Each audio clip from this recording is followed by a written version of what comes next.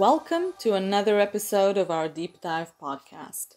My name is Andrea and I am a senior data analyst here at IC. And today we delve into the critical topic of childhood obesity and the role HFSS products and brands could play in facilitating healthier lifestyles. For those of you tuning in from outside of the UK or simply new to this abbreviation, HFSS stands for high in saturated fat, salt, and sugar. As the Western world contemplates its relationship with HFSS categories, the United Kingdom has taken the lead in implementing tangible measures to transform the accessibility and purchase of quote-unquote less healthy packaged goods. Currently, these measures focus on the placement of HFSS food and beverages, prohibiting their presence in high-traffic areas such as checkouts, end-of-aisle displays, store entrances, and designated queuing zones. The UK's proactive approach sets a precedent for change and signifies a monumental shift in how we perceive, interact with, and consume HFSS products. Joining me to discuss the future of HFSS, dispel some myths, and reimagine food and beverage stores for the future are Dorte Torpe Hansen, Client Service Director at IC, with over 20 years of experience in the market research industry, working mainly with FMCG clients, Daniela Blanco, Senior Insights Manager at IC, who just wrapped up an in-store study focusing on HFSS category placement, and Nicole Tudosi, New Business Development Director at IC, who works with major HFSS brands on in-store optimization. Welcome. Thanks for having us. This is a topic with a massive impact, and it's even been compared to the tobacco promotion ban that we saw quite a while back. But as someone who's both a consumer that's based in the UK with some serious chocolate cravings, as well as a professional that's working with brands as they face these HFSS restrictions, rethinking the future grocery store becomes an integral part of our solution in our lives. I agree. We need to push and rethink how these items are being advertised and placed in store to promote healthier decisions. Essentially, we want to advance the fight against obesity. So it's clear from social research and from behavioral studies that the location and promotion do affect behavior. It affects our choices and ultimately it affects sales. So restrictions on promotions that have actually been delayed till 2025, but Sainsbury's and Tesco's have already said they will implement it anyway, and in any case, Sainsbury's already had it.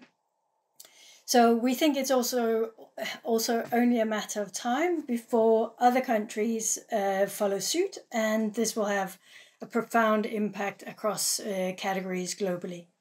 Also, I was genuinely surprised by how little behavioral data was available when we started planning for the virtual shopping study with the HFSS categories. This inspired my team to start this study since ultimately any story we envision for the future must be formed by customer insights. I agree. Let the data speak for itself. And speaking of data-backed ways of going forward, with the new regulations in place, let's begin by dispelling some common misconceptions about the HFSS categories that are hindering further discussion.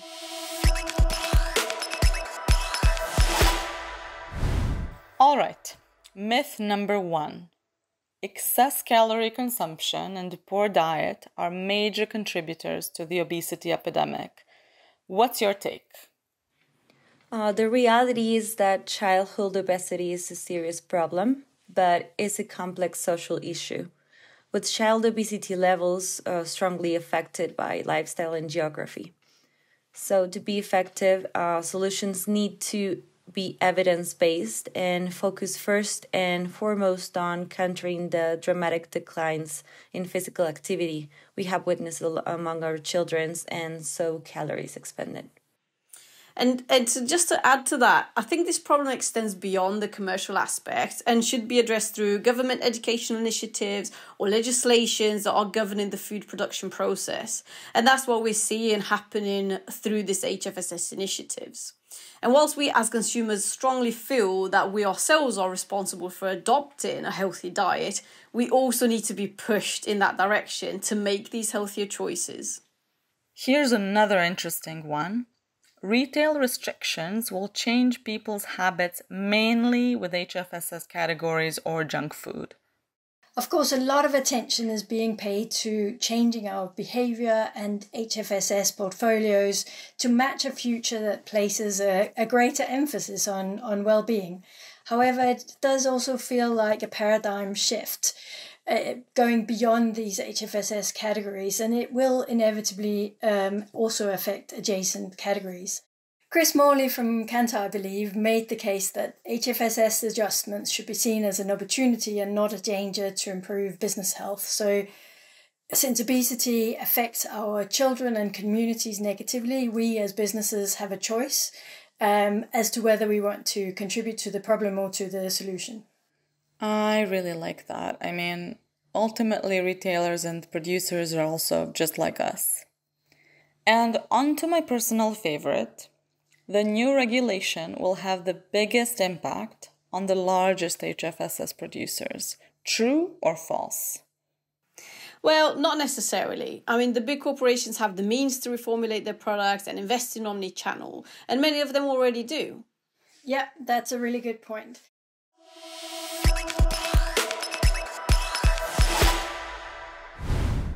All right, now with myths out of our way, it's time to talk business. So let's try to imagine how we can tweak stores for the future. Nicole, what is the sentiment among HFSS clients right now? When they were first rolled out as a plan, I can honestly say that most manufacturers with HFSS products went into a bit of a panic mode, and the main thing that they were thinking was damage control and reformulation. However, with some of these restrictions being postponed, there are more productive conversations going on with the retailers. So things like restructuring of portfolios, new planogram opportunities, and so on. Yet, interestingly enough, currently there seems to be little research on this topic. Speaking of windows of opportunity, Daniela and Dorte, your team recently conducted a study exploring HFSS category placement.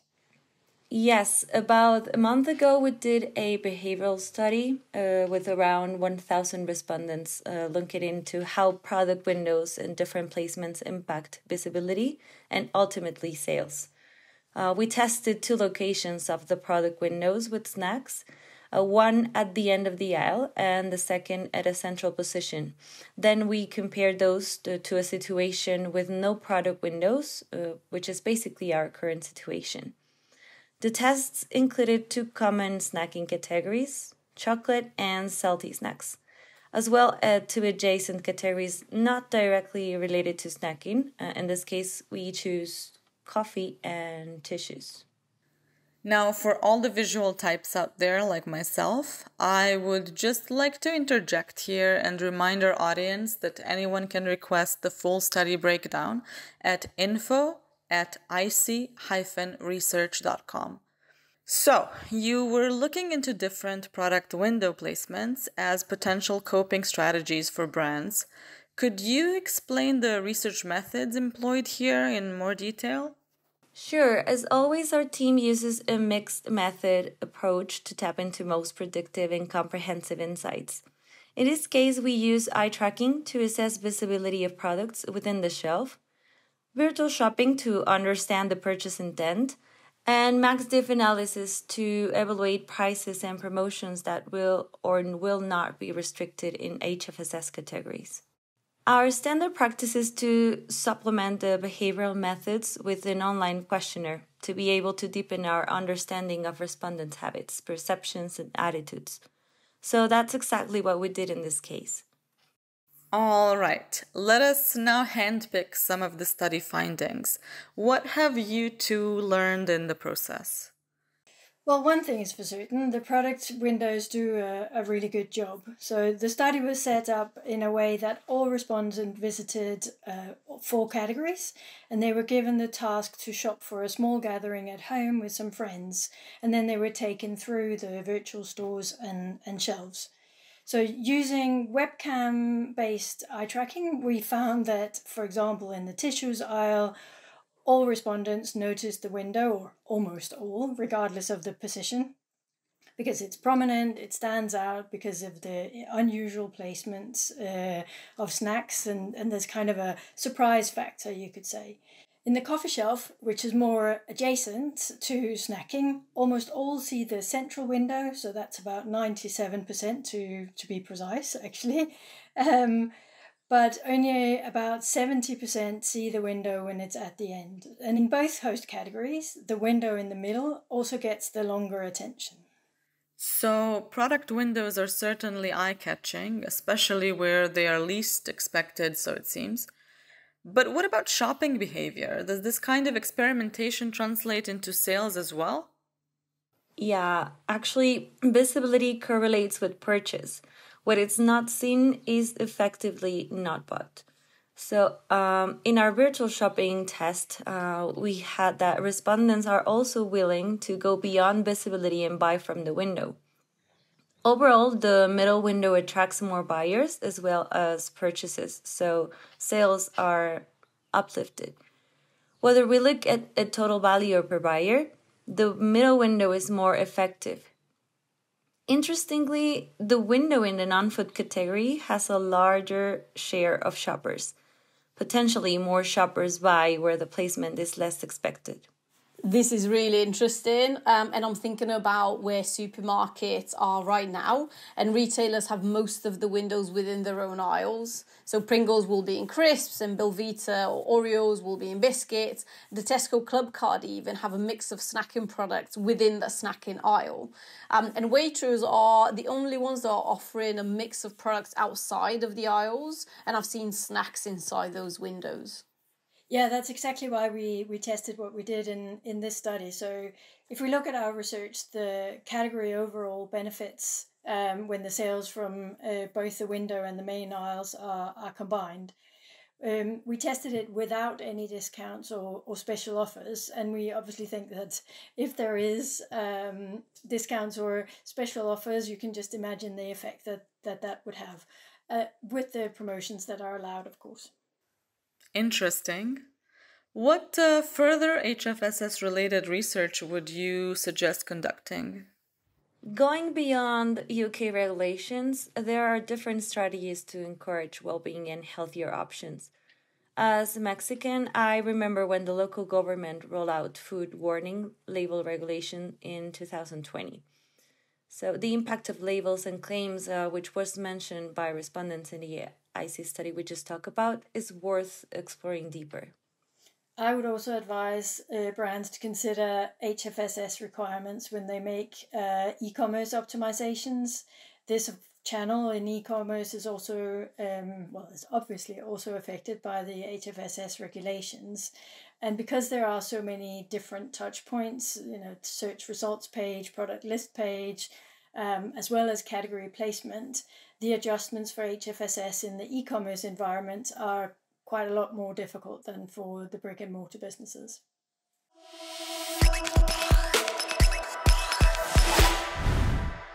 So many strategies to consider and hypotheses to test, yet we barely scratched the surface.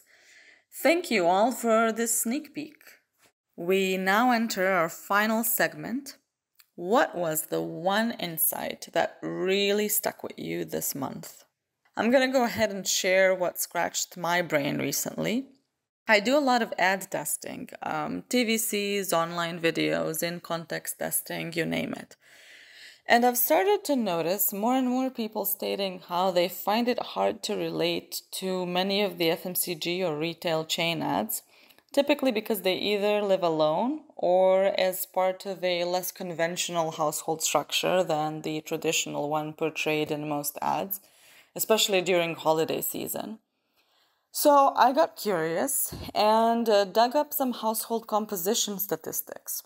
We are observing a steady rise in single-person and other quote-unquote unconventional family households in the global West, with every third household in the UK, as one article wittily framed it, home alone. On the other hand, in the US, the share of one-person households more than tripled since the 40s, accounting for more than 37 million as of last year.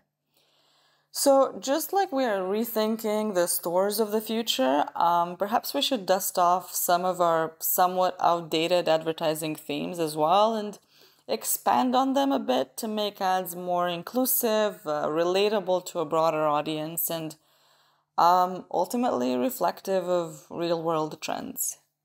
For me, it's how the retailers stepped up and take action before it's required by law. So Sainsbury's and Tesco's have already communicated that they will implement the restrictions on promotions for HFSS products, even if the government has decided to postpone it again because of the cost of living prices.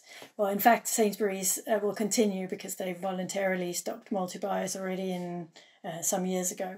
So both companies really want to help consumers lead healthier lives. And I think it's a great example of how companies can take over initiative and really make a difference.